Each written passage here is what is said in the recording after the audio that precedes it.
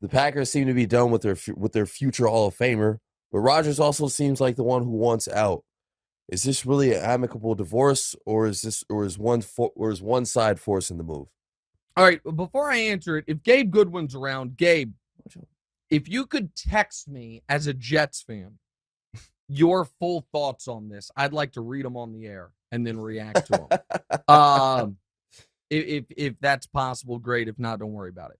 So I think this is an amicable divorce because I think both sides are done with the other. I think one side's more done with. Who do you think who's more? I think Green Bay's more done with Aaron Rodgers than Aaron Rodgers is done with Green Bay. Considering that they had to pay him all that money. Right, but now the contract will go with him. So a lot of the money, the Jets would have to pay him. I think they're both done with each other. And I think that, listen, I've said it before. Nat Hackett, the moment Nat Hackett got hired, we knew the Jets were all in on Rodgers.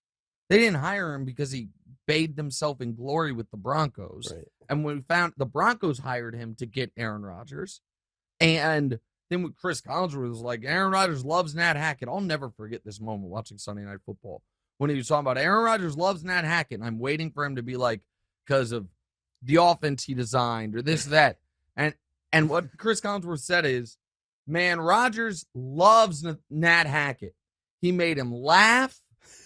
They played cornhole together. I was like, that's the reason this guy got a head coaching job. I feel like that's the exact justifications you need for a guy like Aaron Rodgers. Right. I like hanging out with him, all that stuff. So they're moving on. I think it's the right call for for the Packers to turn the page. This is why I was arguing for Jordan Love to be playing the season. Of course. Now, Mark Schlereth came on my show and said they don't need to play Jordan Love. They already know they're going with him. I still think it's risky, like you would have, but maybe they were like, we're just out of the Aaron Rodgers business. We're done with it here. And here's my question I would have if I were the Jets. Is he going to participate in the offseason stuff? Because it's totally new receivers. It's a totally new team. It might not be a totally new offensive system, but we did see last year, about week 10, he got on the same page as the young receivers, and they started winning games. Right. Christian Watson started going. I don't want to have to wait. Like, you're in a brutal division in a brutal conference.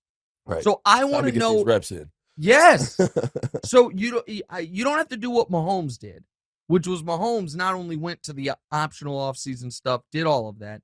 He held his own mini camp in Texas with the receivers. He flies the guys in, he puts them up, and they practice together. Stand-up guy. That's kind of going above and beyond.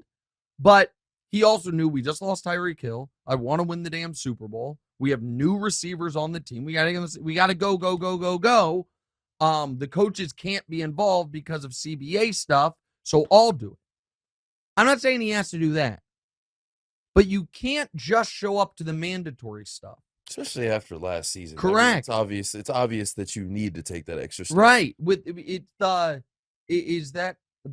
just can't. We're closed. Sorry. We should have locked the door. Thank you, buddy. So I thought that was Lori walking up, but it wasn't Lori walking up. I just saw a hat, and then I realized it was somebody maybe wanting to shop. So I'd want to know that if I were the Jets. Also, if I were the Jets, I'd far rather go after Lamar, but that's not what they're doing. So here is what Gabe Goodwin, our coordinating producer, the owner of Blue Duck Media, and Jets fan says.